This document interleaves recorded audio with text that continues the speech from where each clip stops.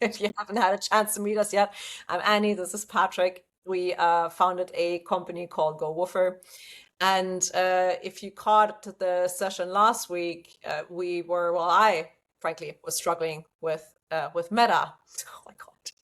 Yes, we were. I will share in that struggle with you. You had much more stress with it than I did, and I will start by saying I appreciate you, Annie, for managing through that because you have had more patience than I would have had with it. So Thank you. yeah. Thank you. And I'm very happy to report to all of you that we have solved it. And I actually have access to run ads now, which is it's a very minor but very major thing, really, because you can have the greatest solution in the world and the greatest product, which I believe we actually have something really amazing going. But if you can't tell anyone about it, then it's kind of difficult to grow at the pace that you want to grow. So I'm very excited to have finally the ability to tell people about what we're doing, which is amazing. So something that is funny, and I just thought about it, maybe something interesting to share with people. I think when you're co-founders of businesses, obviously Annie and I work very closely together all day long. We're talking with each other. But something that's, and this is something we found was a bit of a struggle for us because we use Slack and we text message each other all the time. And we were using both for everything. And we were like, okay, we need to figure this out because some things would be on text and some things would be on Slack. So we just kind of got into this groove where Slack we do all work stuff and text we do just fun things. And we send each other Instagram posts at night, we're just, ending our day. We'll send each other little dog, videos or stuff. And I really look for, I probably haven't told you this, Annie. I look forward to that every day. Like it's fun because it's something different than work and we just share in that. And we pretty much do it every day. One little thing that really made me smile this week Mm. as well was we do weekly training sessions as well as onboarding sessions with our walkers and with our woofers, like we call them. And this week we're watching videos of them. So part of the interview process for the woofers is that they are submitting a video and telling us about themselves, so we get to know them a little bit, and that we're testing them on a bit of dog knowledge as well. And so they're providing these 3-minute videos. Anyway, Patrick and I watch every single one of these every day we're watching many, many, many of these. And this week I noticed something and I pointed it out yesterday to Patrick, and it really made my week this week.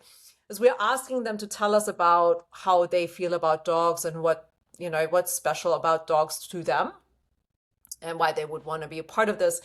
And every single time, no matter how stressed people are when they're interviewing, because a lot of people are not comfortable talking on camera, we're asking them really to get out of their comfort zone, right, to do this. And so a lot of people go on these calls and start sort of a little awkward, perhaps a little stressed. You can see the pretense, in terms of body language, just because it's a weird thing to do, you know.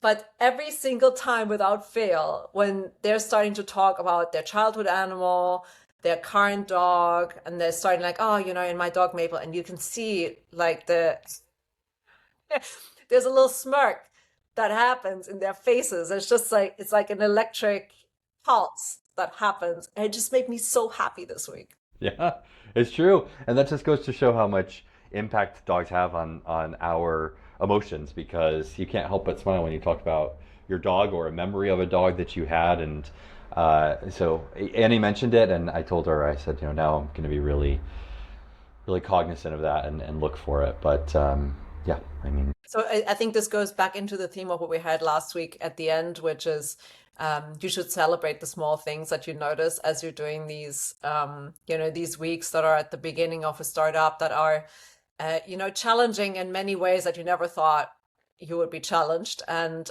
but it gives you a lot of opportunity to grow, and I think also a lot of opportunity to notice um, really beautiful things that you create and you were part of creating. Because this would have not, we would have not experienced that if we would have not started this business. So it's a beautiful thing to be able to create your own thing. So if you're a fellow entrepreneur, if you're someone who's working in your own business, or you're leading a larger team, and you have a lot of responsibility, I'm sure you can feel that. And we'd love to hear your moments as well. Maybe that would be kind of fun, to hear from the ones that have listened to this till the end. It'd be really cool to hear what your thoughts are What made you laugh or smile this week? You know, what was something that you were really grateful to experience this week that you kind of created or that you were a part of creating? I think that'd be really cute.